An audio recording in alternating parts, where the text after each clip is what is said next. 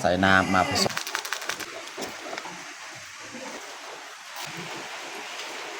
พับลงแบบนี้อีกเลยจะหนาว่าค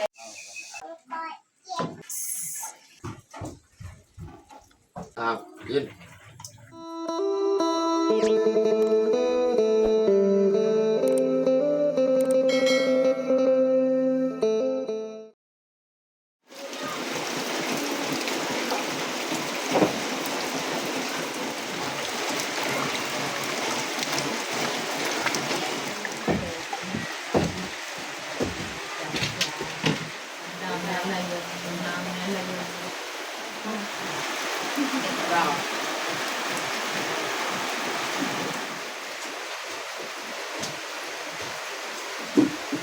สบายดีเบิร์ดสุขุสุขคนดีตอนฮับเขาสู่สองน้องมุกดา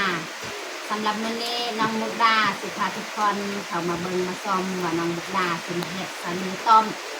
วิธีการเฮ็ดค่ะเอา ไม่เต็มตาอ่านวิธีการเฮ็ดแต่ทุกคนติดตามเบิ่งจังน้อยเนาะว่าเขาสิเฮ็ดขั้นตอนแบบใดแด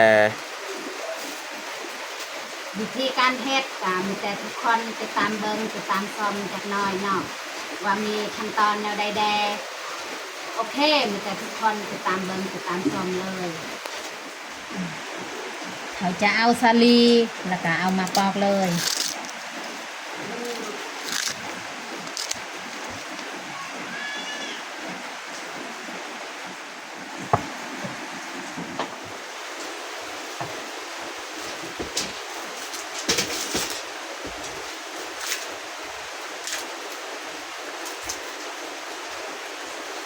ลักษณะเฮ็ดสาลีเขานึ่งเขาต้มเขาเอิ้นว่าเขาย่างเขาต้มสาลีแบบเขาฟานบางๆฟานแล้วก็เอาไปตำแล้วก็เอาน้ำตาลนี่ยังมาผสมเนาะแล้วก็ห่อใส่ใบตองหรือว่าห่อใส่เปลือกของมันนี่ก็ได้เหมือนกันแล้วก็เอามานึ่งใส่น้ำตาลนี่เราจะปอกกับน้ำตาล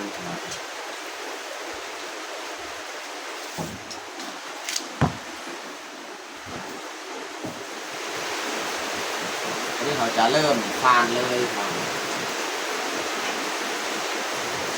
ฟานอยู่ว่าพูดนี่แหละ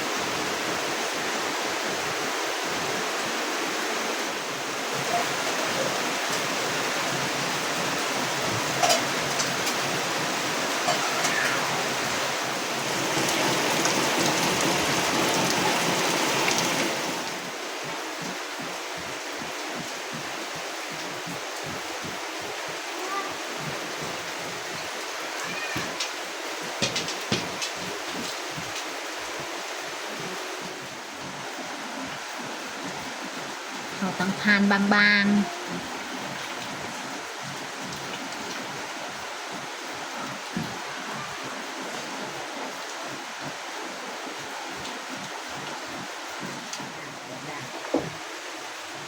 เล็กๆเขาจะชอบ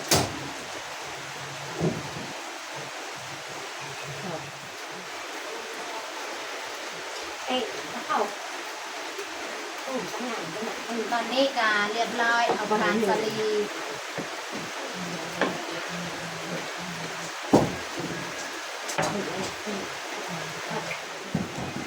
เรียบร้อยพี่น้องเนาะอันนี้เอาฟานสาลีแต่จะเอาสาลีนี่ไปตำเนาะจะเอาสาลีมายัดใส่กระพกมันนี่เขาจะตำพอแล้วสำหันเต็มจังนะจะตำให้มันแรกเท่าที่สามารถตำได้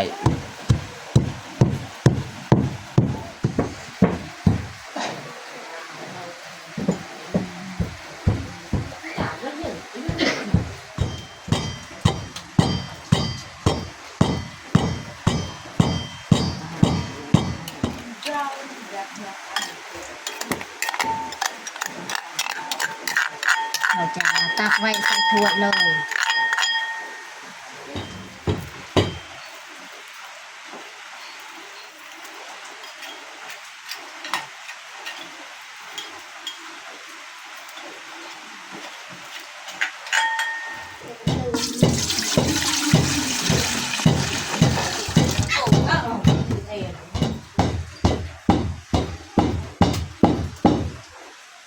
เรียบร้อยเลยเขาตั้งออกสุดท้ายแหละ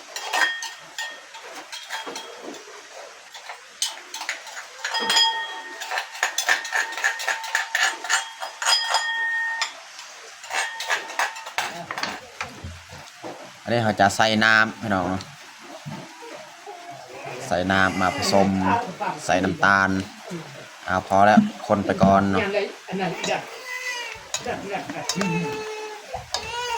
อยากมาอยากมา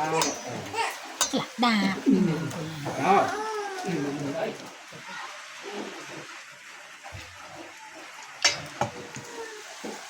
วันนี้เขาจะใส่น้ำตาลอีกเนาะ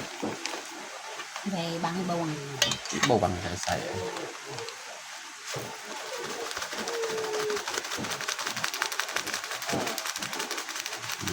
ได้แล้วสำคัญแต่เราจะผสมใส่น้ำตาลเอา เว้ยจ้า โอ้โหจะการเดินที่เรา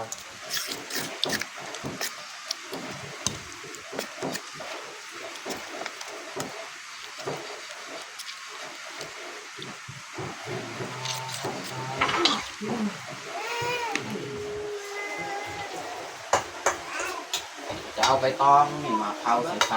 ร่นใส่ไฟแต่ว่านี่บ่แม่นร่นใส่ไฟเขาร่นใส่คอนน้ำเราต้มนี่ต้มฮอนจากน้ำที่เราต้มนี่แหละ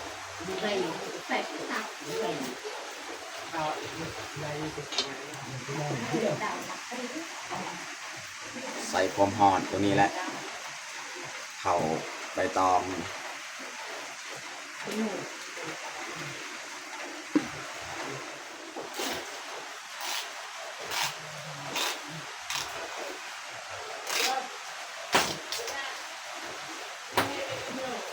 ี่เขาจะมาห่อเลยเนาะ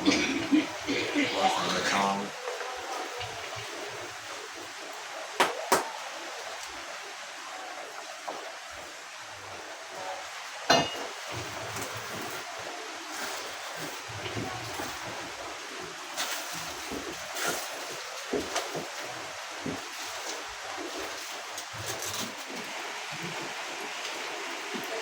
จะตักใส่เลยเนาะสำหรับเฮา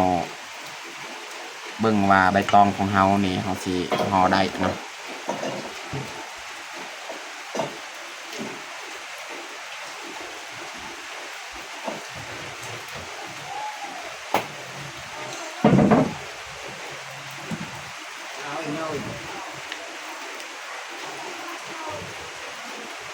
เอาพับแบบนี้แหละแล้วเราก็เอาขึ้น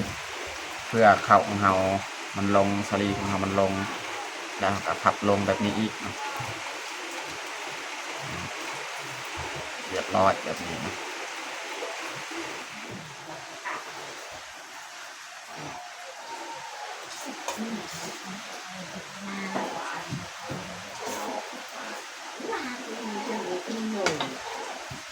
เรียบร้อยพี่น้องมาแ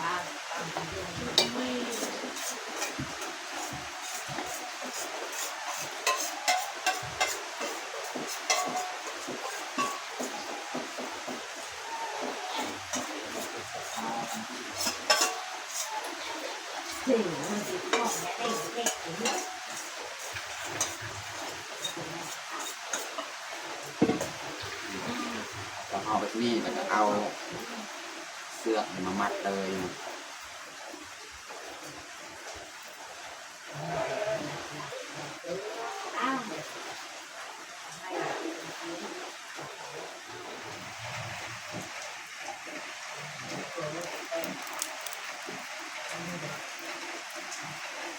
จะมัดไว้แบบนี้แหละ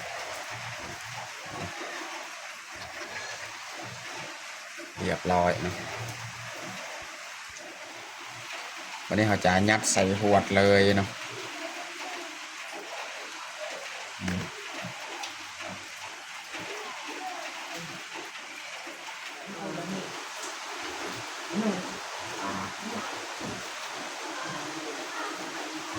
เรียบร้อยพี่น้อง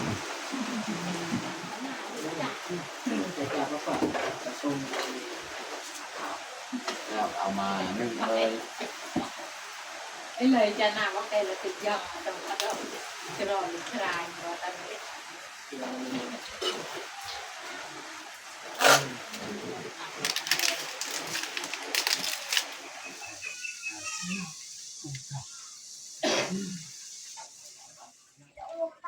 ตอนนี้ก็สุกเรียบร้อยพี่น้องเนาะนึ่งก็โดนเติบแล้ว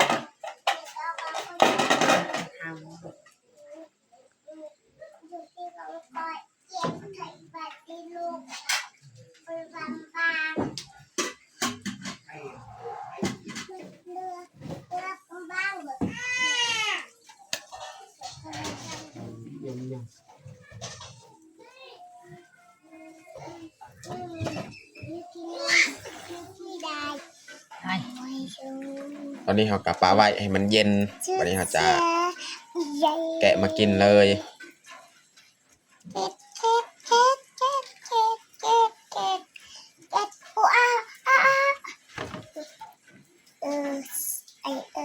มันจะเหนียวแบบนี้แหละ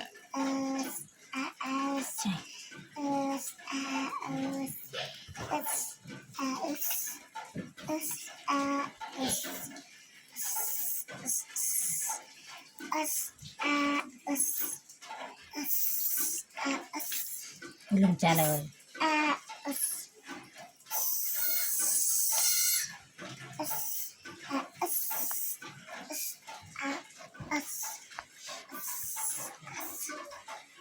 anh như là anh như lầy là cha mình cha bự anh như là đây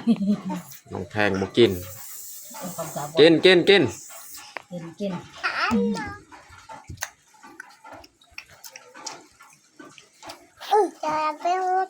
กินกินน้องพลอยแซ่บบ่แซ่บ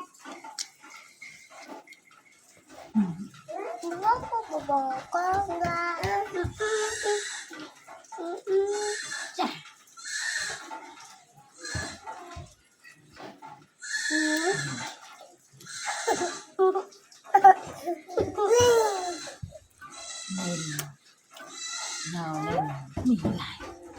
ที่ดุงเก่าก่อนใหม่กูโหลดอันยากับกูหันนักดองมีเด้งไปบ่อยตูนโอ้ยกูลังเจ้าเนี่ยเต็มเอ็นบ้านเล็กถึงงานเน่าอยู่น่ะจะดาวมันเลยอยู่เจ้าดาวตัวนี้ก็จ่า จ้า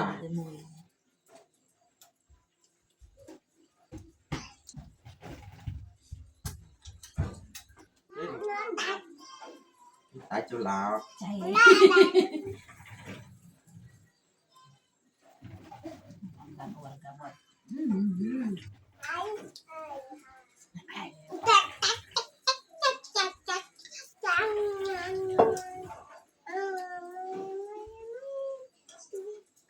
น้องพลอยนี่มักกินกิน